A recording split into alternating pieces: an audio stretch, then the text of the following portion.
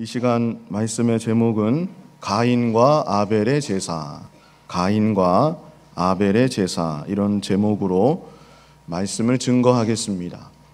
아담과 하와는 하나님의 말씀을 어김으로 그 영혼이 즉시로 죽었습니다. 하나님이 먹지 말라 금하신 선악과의 가시를 먹었을 때 그 영혼이 즉시로 죽은 것입니다. 그리고 그들의 육신도 얼마 안 가서 죽게 되었습니다.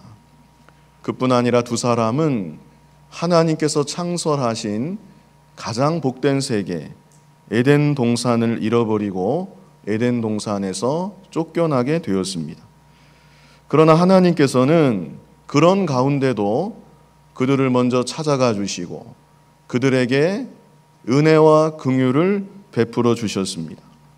장차 예수 그리스도께서 이 땅에 오셔서 여자의 후손으로 오셔서 속죄의 죽음을 죽어주실 것을 가르쳐 주시고, 그래서 아담과 하와는 장차 오실 예수 그리스도를 믿음으로 그 영혼이 구원을 받았습니다. 이제 오늘 우리가 함께 본 이 본문은요, 시간이 좀 흘렀습니다. 그로부터 시간이 좀 더 흘러서 아담하고 하와가 아들들을 낳게 되었고, 그리고 그 아들들이 또 어느 정도 장성을 했습니다. 그래서 그 두 아들이 하나님 앞에 각각 제사한 일을 여기 말씀하고 있습니다. 먼저 본문 1절을 우리 같이 한번 읽어보겠습니다. 아담이 그 아내 하와와 동침하매 하와가 잉태하여 가인을 낳고 이르되 내가 여호와로 말미암아 등남하였다 하니라. 아멘. 그래도 이 말씀을 보면 믿음이 많이 회복된 것을 볼 수 있습니다. 죄를 지은 직후에는 어땠죠? 아담하고 하와가 하나님이 직접 찾아가서 부르시는데도 하나님의 음성이 두려워서 숨었습니다. 하나님과의 교제가, 관계가 완전히 단절이 되었었던 것입니다. 그러나 하나님이 주시는 복음의 말씀을 듣고 장차 오실 예수 그리스도를 믿음으로 죽었던 영혼이 다시 살아났고 하나님과의 관계도 어느 정도 이렇게 회복이 된 것입니다. 그래서 얼마간의 세월이 흘렀는지는 모르지만 첫 아들 가인을 낳은 다음에 내가 여호와로 말미암아 등남하였다, 이렇게 하와가 고백하며 하나님을 찬송하고 하나님께 영광을 돌렸던 것입니다. 특별히 생각할 것은 하와 입장에서는 상상하지도 못했던 고통을 경험하게 되었을 것입니다. 오늘날 우리들은 상식으로 어느 정도 압니다. 여인이 아이 낳는 고통이 어떠한 고통인지 직접 경험하지는 못한다 할지라도 여기저기서 듣는 얘기들도 있고 또 실제 보는 것도 있고 매체를 통해서 이렇게 보는 것도 있고, 그래서 아이를 한번 낳아보지 않은 산모라 할지라도 마음에 어느 정도 준비를 하고 임하게 되는 겁니다. 그런데 하와는 전혀 몰랐습니다. 실감나게 말해주는 사람도 한 사람도 없었습니다. 그야말로 인류 역사상 최초로 산고의 고통을 겪은 것입니다. 그럴 때 하와가 기분이 어땠을까요? 이제까지 살아오면서 한 번도 경험하지 못했던 그런 고통이 임할 때에 도대체 이게 뭔가? 나 이러다가 죽는 거 아닌가? 내가 전에 하나님 금하신 선악과를 먹고 그 선악과도 내 남편 아담에게 주어서 먹게 했는데 하나님이 이참에 그 죄로 인해서 나를 죽이시는 거 아닌가? 그런 두려움이 하와에게 있었을 것입니다. 산고의 고통을 더하리라 하신 하나님의 말씀은 있었지만 이 정도의 고통일 줄은 하와가 상상조차 하지 못했을 것입니다. 그래서 하와가 그 아이를 낳는 가운데 하나님을 더욱 생각한 겁니다. 자신이 과거에 지은 죄를 더 깊이 생각한 겁니다. 하나님, 제가 정말 잘못했습니다. 제가 하나님 앞에 지은 죄가 정말로 무서운 죄였다는 거 제가 다시금 깨닫습니다. 하나님 제발 저를 불쌍히 여겨주시고 저를 살려주시옵소서. 하와가 간절히 회개하며 기도했을 것입니다. 그러다가 마침내 죽을 것만 같았는데 가인이 마침내 시원하게 태어나고 하와가 그 가인을 품에 안았을 때 여호와로 말미암아 득남하였다. 이렇게 고백하면서 하나님께 영광을 돌렸던 것입니다. 그래서 오늘날도 하나님께서 여인들에게 산고의 고통을 주심은 아이가 그냥 생겨나는 것이 아니고 하나님의 은혜와 긍휼 가운데 선물로 주시는 아이임을 더욱 깨닫게 하시는 것입니다. 여자 성도님들이 많이 계시는데 하와처럼 해보셨는지 모르겠습니다. 내가 하나님으로 말미암아 득남하였다, 득녀하였다. 그래서 하나님께 이 모든 영광을 돌립니다. 저는 남자라서 도저히 경험할 수 없는 일입니다. 근데 어떤 기분일지 참 궁금해요. 뱃속에 오래도록 생명을 안고 있다가 그 산고의 고통이라는 거 어떤 고통일까? 그 고통 끝에 생명이 태어나서 그리고 내 품에 안게 될 때 그 기분이 어떤 기분일까? 참 궁금하고요. 제가 경험할 수 없지만 한번 하와처럼 해보고 싶은 마음은 있습니다. 고통이 임할 때 나의 지나간 죄를 다 생각하면서 하나님 잘못했습니다. 회개하고 마침내 시원하게 아이를 낳아서 안게 되었을 때 하나님으로 말미암아 이 아이를 안았습니다. 하나님 감사합니다. 아직 결혼 안 하시고 앞으로 아이를 가지셔야 되는 여자분들은 꼭 한번 해보시기 바랍니다. 여기 시편 127편 3절에 보면 자식은 여호와의 주신 기업이요 태의 열매는 그의 상급이라, 이런 말씀이 있습니다. 이 말씀과 같이 자식은 하나님이 주시는 기업입니다. 하나님께서 하나님의 것을 맡겨서 하나님의 일을 위해 잘 기르라고 주시는 것입니다. 그런데 특별히 한국 부모님들은 자식이 우상이 되는 경우가 참 많이 있습니다. 그러면 하나님께서 안 기뻐하십니다. 어떤 믿음 좋은 어머니가 한 분 있었는데 그 어머니가 그런 말씀 하셨어요. 처음 자식 생각하면서 기도할 때 제 아들 아무개 그렇게 하면서 기도했는데 어느 순간부터 그렇게 기도하려고 할 때에 두려운 마음이 들었다는 겁니다. 제 아들 나오다가 아닙니다. 제가 잘못 말했습니다. 제 아들이 아니고 하나님의 아들입니다. 하나님의 아들 아무개, 이렇게 자식을 위해서 날마다 기도했다고 합니다. 내 아들, 내 딸이 아니라 하나님의 아들이고 하나님의 딸입니다. 그런 중심으로 자녀들을 위해서 기도하고 그런 중심으로 자녀들을 향한 부모로서의 사명을 감당해 나아가야 되는 것입니다.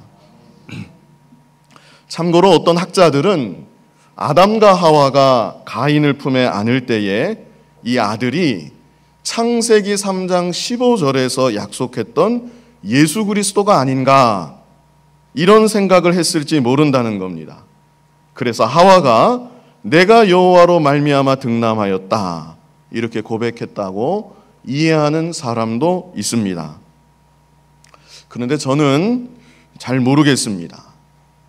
우리 원로 목사님 자주 하시는 표현대로 어떻게 하면 됩니까? 네, 천국 가서 물어보면 됩니다. 하와한테 정말 그 생각하고 내가 여호와로 말미암아 득남하였다 한 것인지 천국 가서 물어보면 됩니다. 그저 제 생각에는 그 누구도 경험하지 못했던 산고의 고통을 치른 다음에 아이를 안은 직후에 하나님의 은혜가 너무나 감사해서 하나님께 영광을 돌린 표현으로 보입니다. 이어서 본문 2절 우리 같이 한번 읽어보겠습니다. 그가 또 가인의 아우 아벨을 낳았는데 아벨은 양치는 자이었고 가인은 농사하는 자이었더라. 아들을 또 낳았습니다. 그래서 형제로 가인과 아벨을 둔 것입니다. 성경에 기록되지는 않았지만 아담과 하와는 이 두 형제만 낳지는 않았겠지요. 더욱 많은 자녀들을 낳았음에 분명합니다. 다만 성경은 하나님의 구원 역사의 중요한 사건이 될 만한 일들을 기록했고 그 일과 관련된 소수의 사람들만 언급하고 있는 것입니다. 그러므로 가인과 아벨이 제사를 지내는 이 시점에 아담하고 하와 그리고 가인과 아벨 네 식구만 있었다고 생각하는 것은 잘못된 생각입니다. 이 네 사람 외에도 많은 형제들이 있었고 많은 자매들이 또한 있었다고 봐야 합니다. 그러나 성경은 가인과 아벨 두 사람과 관련된 사건에 초점을 맞추어서 이 부분을 기록하고 있는 것입니다. 여기서 중요한 것은 가인과 아벨이 있었는데 아벨의 직업이 나오지요. 아벨의 직업은 어떤 직업입니까? 양치는 자고 가인의 직업은 어떤 직업입니까? 농사하는 자다. 이 부분도 참 중요한 부분이에요. 진화론자들, 사회학자들 인간이 제일 처음에는 동물과 같이 그저 단순한 채집을 하고 사냥이나 하면서 먹고 살았을 것이라고 말을 합니다. 농업이나 목축업 같은 것은 상당한 세월이 지난 다음에야 생겨난 직업이었을 것이다. 이렇게 추정을 하고 글을 쓰고 주장을 합니다. 그러나 하나님의 말씀은 처음부터 인간은 농업을 했고 처음부터 인간은 목축업을 했고 그래서 하나님이 주신 지혜가 있었기 때문에 처음부터 발달된 문명을 이루며 살았음을 증거하고 있는 것입니다. 이어서 3절로 4절 우리 같이 한번 읽어보겠습니다. 세월이 지난 후에 가인은 땅의 소산으로 제물을 여호와께 드렸고 아벨은 자기도 양의 첫 새끼와 그 기름으로 드렸더니 여호와께서 아벨과 그 제물은 연락하셨으나 세월이 얼만큼 지나고 가인과 아벨이 하나님께 제사를 드렸습니다. 처음에는 아버지 아담하고 어머니 하와하고 더불어서 함께 하나님을 제사하며 섬겼을 것입니다. 그런데 어느 시점이 지난 후부터는 각자가 하나님께 제사하고 각자가 하나님을 섬기게 된 것입니다. 더 이상 하나님을 아버지의 하나님이나 어머니의 하나님이 아닌 나의 하나님으로 믿고 섬기게 된 것입니다. 우리의 자녀들도 마찬가지입니다. 어느 정도 시간이 지나면 하나님을 나의 하나님으로 발견해야 합니다. 어느 곳에 있든지 스스로 하나님을 찾고 스스로 하나님을 믿고 스스로 하나님께 예배하는 하나님의 자녀들이 되어야 합니다. 우리의 자녀들이 스스로 하나님을 믿고 섬기고 어디서든 하나님을 예배하는 하나님의 자녀로 설 수만 있다면 그 다음부터는 아무것도 걱정할 것이 없습니다. 하나님께서 하나님의 자녀이기 때문에 그들의 인생을 친히 인도하여 주시기 때문입니다. 자, 그래서 가인과 아벨이 하나님께 각각 제사를 드렸는데요. 중요한 것은 가인은 무엇으로 제사를 했습니까? 땅의 소산으로 제사를 했고 아벨은 무엇으로 제사를 했습니까? 양의 첫 새끼와 기름으로 제사를 했습니다. 그 결과가 달랐습니다. 결과가 어떻게 되었는가? 4절 후반부부터 있는데요. 여호와께서 아벨과 그 제물은 연락하셨으나 가인과 그 제물은 연락하지 아니하신지라. 오늘 본문 말씀에 중요한 교훈이 여기에 있습니다. 형제가 함께 하나님을 제사했는데 하나님이 아벨의 제사는 받으셨고 가인의 제사는 받지 않으셨다는 것입니다. 이것은 아주 중요한 문제고 또 심각한 문제이기도 합니다.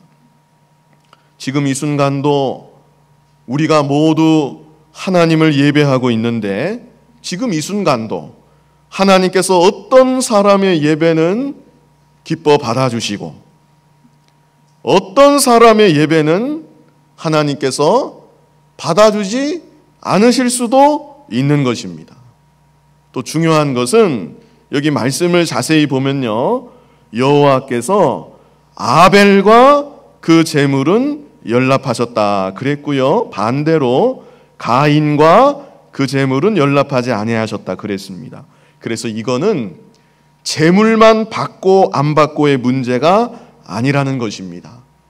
제사를 바로 드리면 그 제사뿐 아니라 제사 드리는 사람까지 하나님이 받으시는 것입니다. 반대로 제사를 바르게 드리지 않으면 그 제사만 안 받으시는 것이 아니고 그 사람도 하나님이 받지 않으시는 것입니다. 오늘날 우리들도 하나님께 예배를 많이 드리는데 우리의 예배가 하나님이 보실 때에 기뻐 받으실 만한 예배이면 먼저는 예배하는 예배자를 받아주시고 그 예배를 기뻐 받아주십니다. 그러나 그 예배가 하나님 마음에 합하지 않은 예배이면 예배자도 안 받아주시고 그 예배도 받지 않으실 수 있다는 것입니다. 그러므로 우리들은 과연 내가 드리는 예배가 하나님이 받으심직한 예배일까? 우리가 생각해 봐야 합니다. 그저 주관적으로 내가 하나님께 예배했다, 그것으로 끝이 아닙니다. 과연 내가 드리는 예배를 하나님이 받아주셨을까? 내가 지금 드리는 이 예배를 하나님이 받아주시는가? 하나님이 나의 모습을 기뻐 받아주시는가? 우리가 생각해보며 우리 자신을 살펴야 되는 것입니다. 그렇다면 하나님께서 왜 아벨과 아벨의 제사를 기뻐 받아주셨을까? 그 첫 번째는 아벨은 하나님의 말씀대로 제사를 드렸기 때문입니다. 이게 아주 중요한 원리입니다. 제사도 마찬가지고 우리의 전 삶이, 우리의 매 순간순간이 하나님을 예배하는 삶이기 때문에 말씀대로 하나님을 예배하고 말씀대로 걸어갈 때에 하나님께서 우리를 기뻐 받아주시고 우리의 모습과 예배를 기뻐 받아주시는 것입니다. 아담이 범죄한 이후에 하나님이 아담에게 친히 복음의 말씀을 주셨습니다. 창세기 3장 15절에 장차 그리스도가 오셔서 십자가에서 죽으심으로 마귀의 권세를 다 깨뜨려 주실 것을 말씀해 주셨습니다. 그리고 창세기 3장 21절에서는 가죽옷을 지어 입혀 주심으로 예수님의 속죄의 죽음에 대해서 보다 자세하게 하나님이 계시해 주셨습니다. 그러므로 사람이 하나님 앞에 제사할 때에는 장차 오실 예수님의 대속을 상징하는 속죄물이 반드시 있어야 합니다. 아담이 하나님께 제사할 때에 장차 오실 예수님을 생각하며 속죄물과 속죄물의 피로 하나님께 제사했음이 분명합니다. 가인과 아벨도 어려서부터 그 모습을 보았을 것이고 또 아버지가 직접 말해줬을 것입니다. 에덴 동산에서 어떤 일이 일어났는지, 그런데 하나님께서 어떤 복음의 말씀을 주셨는지, 가죽옷을 지어 입혀주신 것, 이 아담이 다 말해 주었을 것입니다. 그래서 아벨은 아버지를 통해서 알게 된 하나님의 뜻을 그대로 받들어서 속죄물과 속죄물의 피를 가지고 하나님께 제사했던 것입니다. 반면에 가인은 아담을 통해서, 아버지를 통해서 똑같이 말씀을 듣고 하나님의 뜻을 배웠지만 정작 자기 자신이 직접 제사할 때에는 하나님의 뜻은 무시했습니다. 그냥 자기가 편한 대로 자기가 쉽게 얻을 수 있는 농작물을 가지고 하나님께 제사를 한 것입니다. 그래서 오늘날 우리들도 하나님을 예배하고 하나님을 섬길 때 하나님 말씀대로 하나님을 예배하고 하나님 말씀대로 하나님을 믿고 섬겨야 합니다. 자기 기분 내키는 대로, 자기 편한 대로, 자기 생각대로 하나님을 예배하고 하나님을 섬긴다면 그것은 자기가 하나님과 같은 것입니다. 우리들은 하나님이 다 알려주셨어요. 하나님이 알려주신 방법대로 하나님을 믿고 섬기는 것이고 하나님이 알려주신 방법대로 하나님을 예배해야 되는 것입니다. 특별히 우리가 예배를 드릴 때 기발한 방법을 고안해내려고 하면 안 됩니다. 예배는 창작이 아닙니다. 과거 믿음의 선진들이 하나님 말씀에 입각해서 예배의 모든 요소들을 정한 것이고 오늘날 우리가 드리는 예배 요소의 대부분은 사도시대 때부터 그대로 계승되어 온 것으로 보여집니다. 그러므로 오늘날 우리들도 현대의 흐름에 맞춘다고 파격적인 방법으로 예배의 형태를 바꾼다는 것은 아주 위험한 일이고 잘못된 일입니다. 두 번째로 아벨의 제사는 예수 그리스도를 믿음으로 드리는 제사였습니다. 이것이 또한 중요한 핵심입니다. 아벨은 속죄물의 희생을 가지고 하나님께 제사했는데 이것은 아벨이 장차 오실 예수 그리스도의 대속의 은혜를 믿은 것이고 그뿐 아니라 그 은혜에 감사하면서 제사 드렸다는 것을 보여줍니다. 반면에 가인에게는 그와 같은 믿음이 아예 없었는지 있었다 할지라도 그 믿음이 희박했던 것에 분명합니다. 어떤 사람들은 이런 말 하는 사람들도 있습니다. 구약시대 소제라는 제사도 있었다. 곡물로만 드리는 제사도 있었다. 그러므로 가인이 땅의 소산으로 드렸다는 것 자체가 문제가 있는 것은 아니었다. 그런 말을 하는 사람도 요새 와서 종종 있습니다. 그러나 우리가 또한 알아야 할 것은 소제는 소제 단독으로 드릴 수 없었다는 사실입니다. 구약시대 이스라엘 백성들이 소제를 드릴 때에는 반드시 속죄물의 희생이 있는 희생제사와 함께 드려져야 했습니다. 주로는 번제와 함께 드려지는 제사가 소제였습니다. 그러므로 곡물로만 제사한 가인의 제사는 그 자체로도 제물 자체로도 심각한 문제와 결함이 있었던 것입니다. 히브리서 11장 4절을 보면요. 히브리서 11장 4절 스크린에 있습니다. 우리 같이 한번 읽어보겠습니다. 믿음으로 아벨은 가인보다 더 나은 제사를 하나님께 드림으로 의로운 자라 하시는 증거를 얻었으니 하나님이 그 예물에 대하여 증거하심이라. 저가 죽었으나 그 믿음으로써 오히려 말하느니라. 아멘. 아벨이 가인보다 더 나은 제사 지냈는데 무엇으로 더 나은 제사 지냈습니까? 믿음으로. 예수 그리스도의 대속의 은혜를 믿음으로 제사를 지낸 것이고 4절 거기 중반절 조금 지나가다 보면 하나님이 그 예물에 대하여 증거하심이라 분명히 이렇게 말씀하고 있는 것을 볼 수 있습니다. 그래서 아벨의 제사는 장차 오실 그리스도의 대속을 믿고 그 은혜에 감사하며 드리는 제사였기 때문에 하나님께서 그 제사를 기뻐 받아주신 것입니다. 그러므로 오늘날 우리들도 하나님을 예배할 때에 예수 그리스도의 대속의 은혜를 우리가 항상 생각해야 합니다.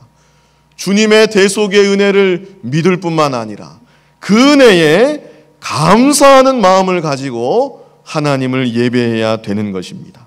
그럴 때 그 예배가 하나님께서 기뻐 받아주시는 예배가 되는 것입니다. 날마다 우리들의 삶이 주님의 십자가의 은혜, 구원의 은혜에 감사하는 삶이 되어야 마땅하지만 특별히 하나님을 예배하는 이 순간만큼은 다시금 나를 구속하신 십자가의 은혜, 하나님의 자녀가 된 은혜, 그 은혜에 감사하면서 하나님을 높이고 하나님께 영광을 돌려야 되는 것입니다. 마지막 세 번째로 아벨의 제사는 정성을 다해서 드리는 제사였습니다. 본문 4절을 다시 보면요, 아벨은 자기도 양의 첫 새끼와 그 기름으로 드렸더니, 여기 첫 새끼라고 했는데요, 엄밀하게 번역하면 새끼들이라고 번역해야 합니다. 복수로 되어 있습니다. 그래서 아벨은 생축의 첫 새끼들을 하나님께 바친 것입니다. 그리고 기름을 드렸다고 그랬죠. 오늘날은 사람들이 기름을 별로 좋아하지 않는 것 같습니다. 그러나 성경에서 기름은 아주 좋은 것입니다. 그래서 기름에 해당하는 이 단어는 기름이란 뜻만 있는 것이 아니고 최고라는 뜻도 가지고 있습니다. 그래서 이 구절은 아벨이 하나님께 제사할 때 자신에게 있는 소중한 것들을 아낌없이 바쳤고, 그뿐 아니라 최고의 정성을 다해 바쳤음을 보여주고 있는 것입니다. 반면에 가인은 간단해요. 땅의 소산으로 제물을 삼아. 그래서 가인의 제사는 먼저는 말씀에도 맞지 않고 믿음도 없는 제사고, 그러다 보니까 아무런 정성도 없는 형식적인 제사였던 것입니다. 신명기 6장 4절로 5절 말씀, 우리 잘 아는 구절인데요, 같이 읽어보겠습니다. 이스라엘아 들으라. 우리 하나님 여호와는 오직 하나인 여호와시니 너는 마음을 다하고 성품을 다하고 힘을 다하여 내 하나님 여호와를 사랑하라. 아멘. 하나님을 대충 사랑하고 대충 섬기면 안 됩니다. 마음을 다하고 성품을 다하고 힘을 다하여 하나님을 사랑해야 되고, 그런 사랑의 마음을 담아서 마음을 다하고 성품을 다하고 힘을 다하여서 하나님을 예배하며 하나님을 섬길 수 있어야 합니다. 그런 예배자와 그런 예배를 우리 하나님은 오늘날도 기쁘게 받아주시는 것입니다. 이제 본문 5절을 보면요, 가인의 반응이 있는데요, 가인과 그 제물은 연락하지 아니하신지라 가인이 심히 분하여 안색이 변하니 그랬습니다. 가인이 보통 화가 난 게 아니라 심히 분했습니다. 얼굴 안색까지 변했어요. 그도 그럴 것이 아벨의 제사는 기뻐 받아주셨는데 자신의 제사는 받아주지 아니하시니까 형님으로서 자존심과 체면이 말이 아니었을 것입니다. 차라리 아벨의 제사도 안 받아주셨다면 모르겠는데, 둘 다 안 받아주셨다면 모르겠는데, 아벨의 제사는 싹 받아주시고 자기 제사는 아예 안 받아주시니까 그의 마음이 너무나도 상했던 것입니다. 그런데 하나님께서 이런 가인의 모습을 보시고 말씀을 주세요. 6절 같이 한번 읽어보겠습니다. 여호와께서 가인에게 이르시되 내가 분하여 함은 어찌미며 안색이 변함은 어찌미뇨. 이거 자체가 얼마나 감사한 일입니까? 그 가인이 뭐라고 하나님이 직접 말씀을 해주시는 거예요. 얼마나 감사한 일이고 황공한 일입니까? 이 말씀을 들을 때에 정신이 번쩍 나서, 하나님, 제가 감히 하나님 앞에서 잘못했습니다. 마음속에 분한 마음 가진 거 제가 너무 잘못했습니다. 가인이 그랬다면 좋았을 텐데, 가인은 하나님 직접 찾아와서 먼저 말씀해 주시는데도 그렇게 하지 않았습니다. 그래서 하나님이 또 말씀해 주세요. 본문 7절 한번 같이 읽어보겠습니다. 내가 선을 행하면 어찌 낯을 들지 못하겠느냐. 선을 행치 아니하면 죄가 문에 엎드리느니라. 죄의 소원은 내게 있으나 너는 죄를 다스릴지니라. 아멘. 참 하나님이 너무 감사한 하나님이십니다.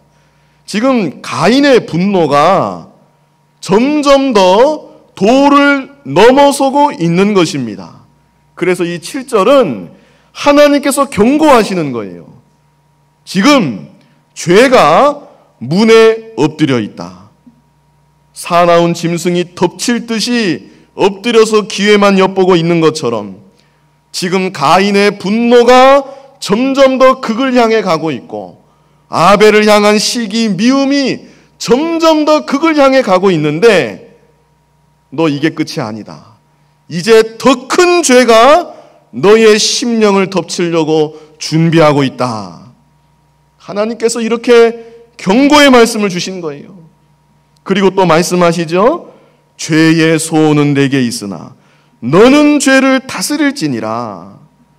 죄의 소원이 지금 너희 마음 가운데 꿈틀꿈틀대고 있을지라도 너는 그 죄를 다스려야 한다. 하나님이 얼마나 직접적으로 경고하시고 권면해 주시는 말씀입니까? 하나님께서 이렇게까지 말씀해 주시는데 가인이 속에서 일어나는 악한 마음, 시기의 마음, 미움의 마음 억누르고 다스렸어야 했습니다. 가장 이상적인 것은 선한 마음이 되어서, 선한 마음은 어떤 마음이겠습니까? 이상적인 선한 마음. 내 제사는 안 받아주셨지만 그래도 동생 제사 받아주시니까 너무 기쁘다. 너무 감사하다. 둘 다 안 되면 되겠어요? 나는 비록 이렇게 됐지만 동생이라도 잘 됐으니까 너무 기쁘다. 너무 감사하다. 하나님이 동생 제사 기뻐 받아주시니 나는 너무 좋다. 왜 동생 제사는 기쁘게 받아주셨을까? 나도 동생의 좋은 면을 보고 나도 이 다음부터는 나도 제사를 좀 바로 드려서 하나님이 받으시는 제사를 드려야 되겠다. 이랬다면 참 이상적인 마음이고 선한 마음이겠죠? 그러나 가인 속에 있는 부패한 본성이 마음대로 안 되는 겁니다. 하나님이 친히 찾아와서 말씀해 주시고 경고의 말씀을 거듭거듭 해주셨지만 가인은 자기 분노를 억누르지 않았습니다. 죄를 다스리지 못했습니다. 결국에는 죄의 종이 되어서 아벨을 죽이고 맙니다. 그것은 이제 다음 8절부터 나오고요. 오늘날 우리들이 다 연약합니다. 다 연약하고 부족해요. 그래서는 안 되지만 우리 마음 가운데도 죄의 소원이 일어날 수가 있습니다. 그러나 그럴지라도 믿는 사람이라면 하나님께 기도해야 합니다. 하나님의 은혜를 구해야 합니다. 최소한 죄의 소원을 다스릴 수 있어야 합니다. 더 큰 죄가, 더 악한 것이 내 심령을 덮치지 못하도록 내 자신을 지킬 수 있어야 되는 것입니다.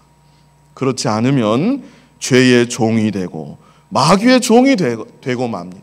하나님의 영광 다 가리워버리고 내 주변 다른 사람에게도 막대한 피해를 입히고 자기 자신도 하나님이 주시는 복을 받을 수가 없는 것입니다.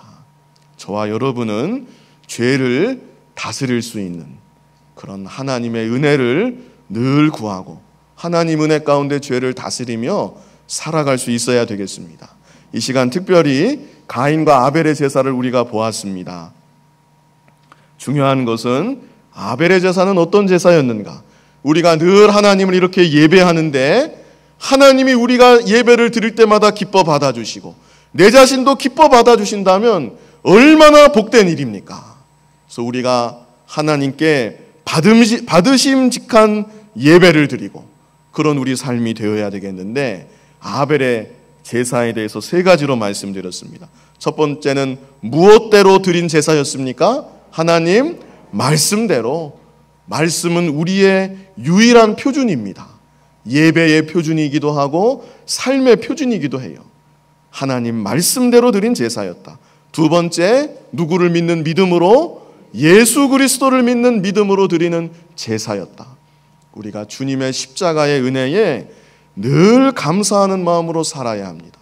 하나님을 예배할 때에는 그 대속의 은혜 너무나 감사해서 하나님께 진정으로 영광과 찬송을 올려드릴 수 있어야 됩니다. 마지막 세 번째는 무엇을 다해드린 제사였습니까? 정성을 다해드린 제사였다. 우리가 예배에 사실 모든 것을 걸어야 돼요. 내 마음과 뜻과 모든 정성을 좀 더 기울여서 하나님을 예배하면 하나님께서 우리 예배를 받으시고 예배를 통해서 신령한 은혜와 복을 우리와 우리의 삶과 우리의 가정 가운데 충만하게 공급하여 주시는 것입니다. 우리가 그 힘을 받아서 이 죄악 세상을 살아 나아가는 거예요. 하나님께서 기뻐 받으시는 예배자가 되시고 하나님이 기뻐 받으시는 예배를 드리시고 하나님이 주시는 신령한 은혜와 복을 풍성하게 받아 누리며 살아가시는 여러분이 다 되시기를 간절히 바랍니다. 거룩하신 아버지 하나님, 우리를 예배자로 불러주셔서 만군의 아버지 하나님, 전능하신 창조주 하나님을 예배하는 큰 은혜와 복을 주신 거 참으로 감사합니다. 하나님을 예배할 때 아벨이 하나님께서 받으시는 제사를 드렸던 것처럼 우리의 예배도 하나님이 기뻐 받으시는 예배가 될 수 있도록 하나님께서 우리에게 은혜 주시고 붙잡아 주시고 친히 인도하여 주시옵소서.